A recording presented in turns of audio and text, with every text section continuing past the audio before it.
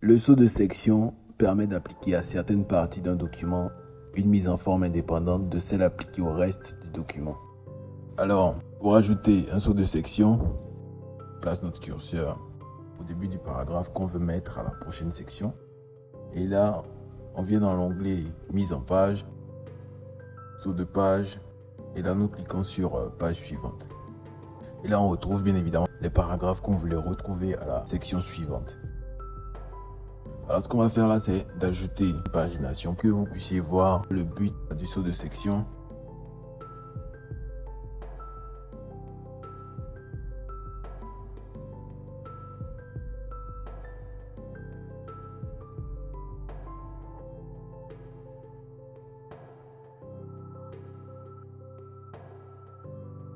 Identique au précédent. Pied de page section. Déjà ce qu'on va faire, c'est de délier au précédent.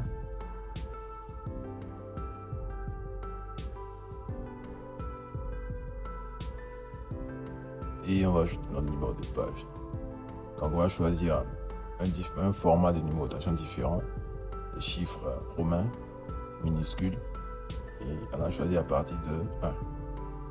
Donc vous pouvez voir un peu ici que la pagination est différente. Un côté on a les chiffres arabes et l'autre côté on a les chiffres romains.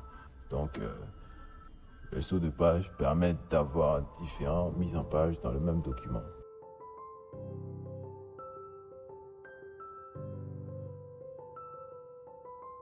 On peut avoir aussi différentes mises en page sur la même page. Donc pour ça on clique sur saut de section, continue.